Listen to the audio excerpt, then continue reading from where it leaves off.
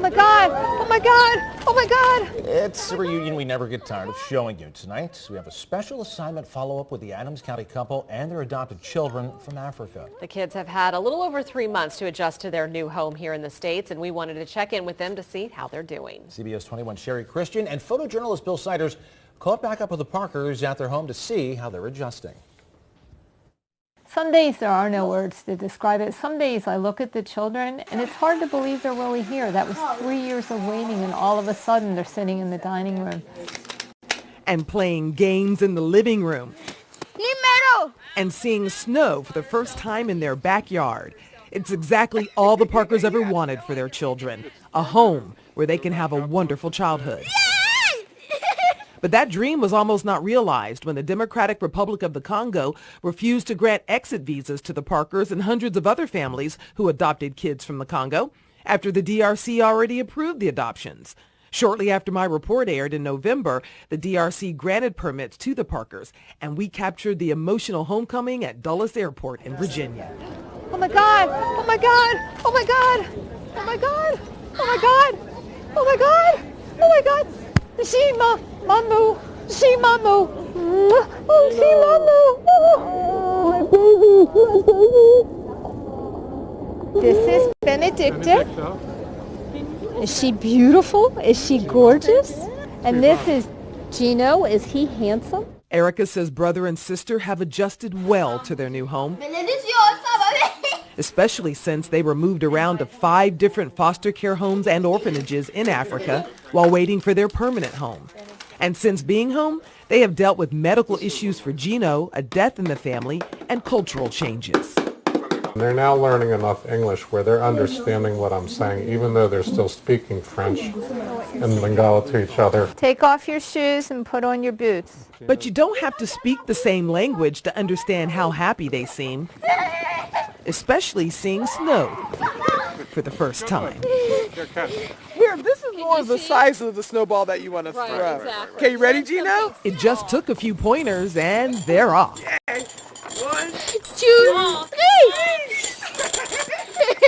3! It was such a treat for me to see a lot of firsts for Gino and Bene.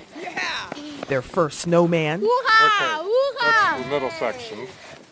first snow angel, I didn't think I'd see the day when we'd actually get you in school. and we were there for their first day of school. A bittersweet morning for Mom and Dad, but another example of their smooth adjustment so far. Erica says Gino was more anxious about starting school. Bene was full steam ahead, which is indicative of their personalities.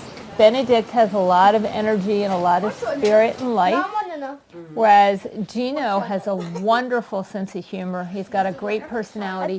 He's more introspective, and she just sort of jumps into everything around her, doesn't necessarily scope it all out first. What else is bittersweet for the Parkers is knowing there are hundreds of families around the world still waiting for their adopted children from the Congo who have not been granted exit visas yet. It's so frustrating because in my eyes and in the State Department's eyes, we've done everything we can do to show the DRC officials that we love these children.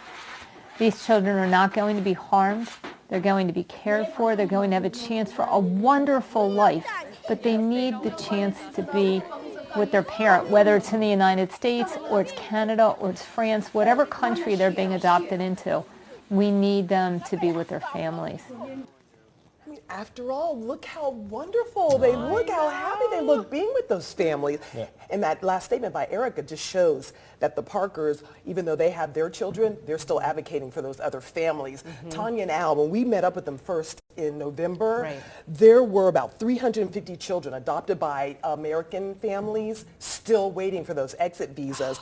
About 2 weeks ago, we learned and we shared with our viewers that 159 exit visas were granted. So that still leaves just under 200 families waiting for their kids to come home. Way too many. Way too many. Oh my goodness, Bureaucracy. such beautiful children. Right, I know. It was so much fun playing with them. How are they, I mean, they obviously look so happy. How are they health-wise? Health-wise, now I mentioned medical issues, Right. and Gino had an infection, and the medication that he took for the infection made his hair fall out. So he was a little self-conscious about that, but of course I was telling him that bald is beautiful. Of course.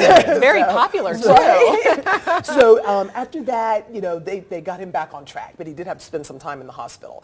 So he's back on track, and they're back in school. And things are looking well for the Parker kids. Well, we love the update. Sherry, thank you for joining us at this time, and you're about to go to bed, so you can wake up so early in the morning for the morning know my show. schedule, Yes. Tanya. All right, Sherry, thanks so much. Beautiful family.